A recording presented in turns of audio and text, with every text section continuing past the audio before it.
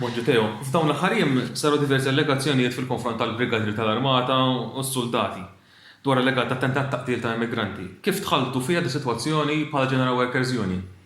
Mela, l-ewwel nett, hija normali li fejn jkun hemm allegazzjonijiet kriminali l-Union toffri s-servizz legali tagħha? Le, mhijiex normali.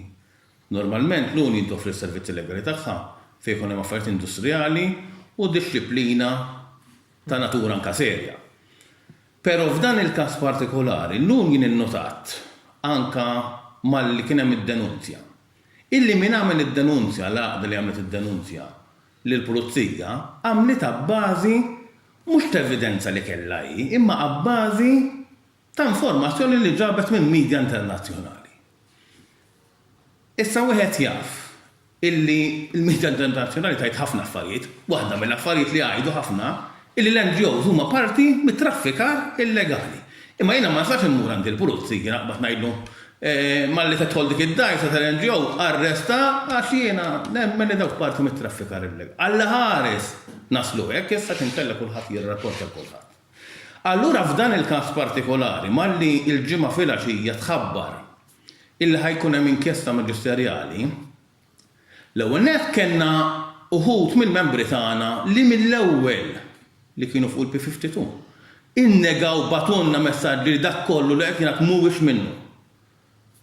Però ma kienx biżżejjed, ħassejt illi inkellem il-kumitat fih dan il-General Workers Union li jirrappreżentaw l-Armata biex jiġbru li kemm jista' jkun informazzjoni.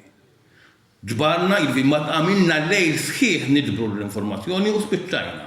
Flimkien mal-avukat, għattajna sija attwal il-weekend kollu nidbru l-informazzjoni, b'komunikazzjoni kontinua. Issa bħalma tafu il-bira fil-medja ħarġet li ħan irrepreżentaw madwar 44 ruħ. Nista' ngħidilkom illi daw żdiedu għal 53 ruħ. Jiġifieri aħna bħala Union ser nirrappreżentaw 53 ruħ. Mhux qed ngħid illi 53 ruħ biss ser jiġu investigati, jista' jkun li ħajkun hemm iktar. Jiena qed ngħid illi l-Union kellha talba li lesti jieħdu l-pariri u l-gwidi legali tagħna 53 ruħ sal-lum.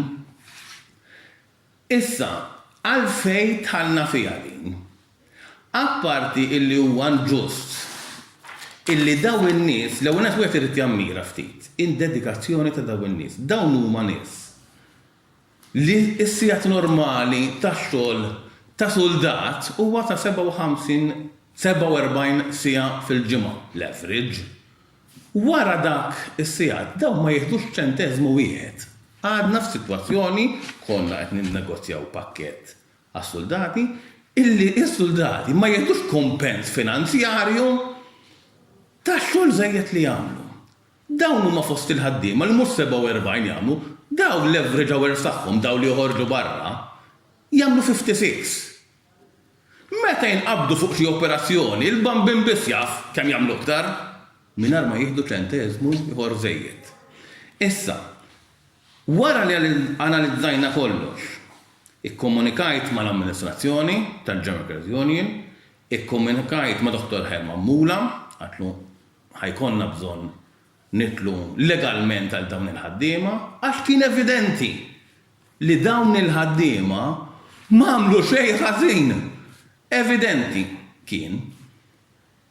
Infakkar ukoll li riċentament malli daħlet il-pandemija u Malta li ddikjarata emerġenza s-saħħa pubblika mis-7 ta' Marzu u għadna fiha sal-lum, bħala General Workers Union għamilna ftehim mal-gvern bil-kooperazzjoni tal-Armata, tal-Amministrazzjoni tal-Armata, biex dawk li ħajjiġu imsejħa biex jaħdmu sija ta' xogħol aktar mill-ħin normali tagħhom, aktar minn 47 sija xogħol, intuhom kompens. Mhijiex sara imma hija allowance. Allura aħna stajna nippermettu illi aħna nagħmlu da kollu għas-soldat. U ħadd ieħor ħajdaħħalhom fi spejjeż legali dak kollu li jkunu forsi ġabru ħajwafquhom avukat da xi ħadd tista' tgħaddilu mir-rasu jagħmel dawn l-affarijiet lis-soldati tagħna.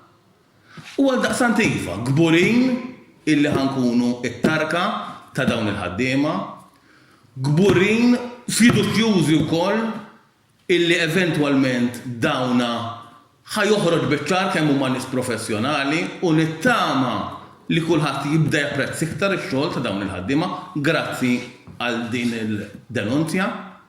Diġà jidher li l-appoġġ tal-poplu hija favorju. Innotajt illi din l-għaqda NGO, jina marret nattakka l-ħadd, jidher li l-klim tagħha fil-konfront tal-ekwipaġġ li qed jinbidel. Jidher li għandhom forma ta' dispjaċir u saħansitra qalu li lesti jirtiraw id-denunzja fil-konfront ta' dawn il-ħaddiema.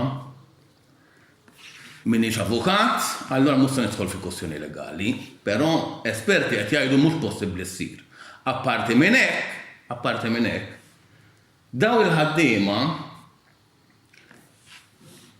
moralment meta tkellimhom u tkellimt magħhom u tħares li għajnejhom tinduna bid-dispjaċir kbir li xi ħadd tgħaddilu mir-rasu jittimbrom kriminali daw.